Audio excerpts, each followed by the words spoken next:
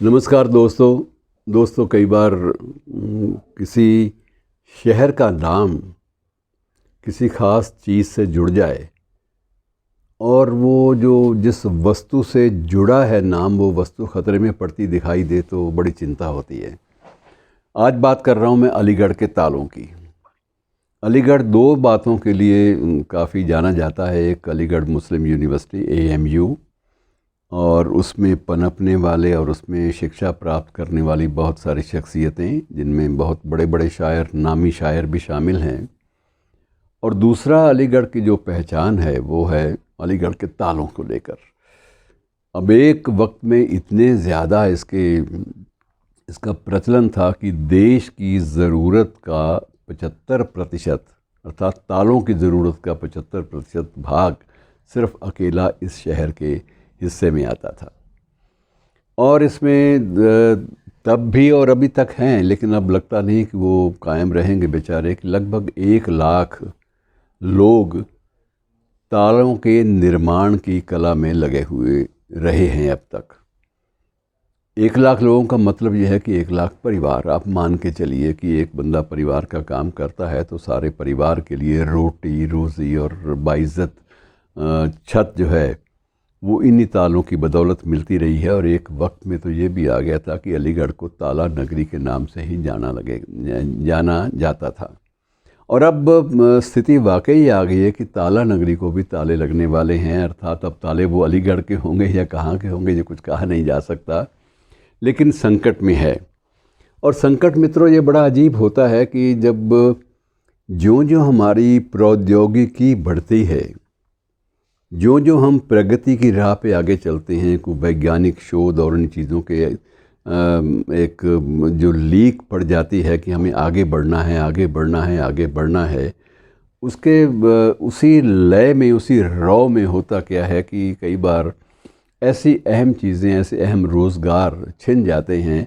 और मित्रों थोड़ा सा मैं आपको बता दूं कि ये बहस बड़ी लंबी चली थी गांधीवादियों और समाजवादियों के बीच। वैसे दोनों में कोई ख़ास अंतर नहीं था, लेकिन गांधीवादी विचारधारा, गांधी कहते थे कि एक इंडस्ट्री, एक उद्योग जहां 100 आदमियों को काम देता है, वहां वो 1000 आदमियों को बेरोज़गार भी तो करता है।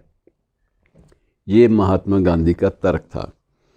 और मित्रों उसके बाद जो समाजवाद के हामी थे, उनका ये कहना है कि उद्योगों की संख्या ज्यों ज्यों बढ़ेगी त्यों त्यों उनकी नौकरियों में, उनके काम में स्थायित्व भी आएगा, उनका शोषण भी कम होगा। लेकिन अब ये शोषण और स्थायित्व और ये जो प्रगतिवाद और समाजवाद के बीच की जो बहस है, इसको एक तरफ रख दीजिए। हकीकत ये है कि अलीगढ़ जो है, वहाँ जो ताले बनाने वाले जो यूनिट थे, जो सैकड़ों की संख्या में थे, वो भी बंद होने की कगार पे हैं। और जो 1 लाख के लगभग लोग उस पर काम कर रहे थे, वो भी उसी कगार पे हैं कि वो कब कभी बेरोज़गार हो जाएंगे। और दिक्कत मित्रों ये रही है कि हाथ से काम करने वाले कारीगरों, ये कौशल का एक धंधा है, कौशल विकास, जिसे आज हम इतना महत्व दे रहे हैं।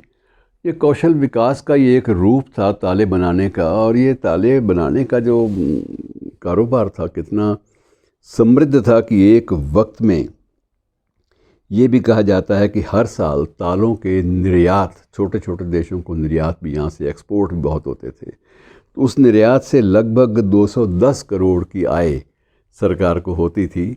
210 करोड़ का जब माल बाहर जाएगा तो निश्चित रूप से उस पर जो टैक्सेस हैं, जो एक्सपोर्ट की ड्यूटीज़ हैं, उनसे भी सरकारी राजस्व बढ़ता है। लेकिन ये सारे के सारे आंकड़े अब डामाडोल होने लगे हैं।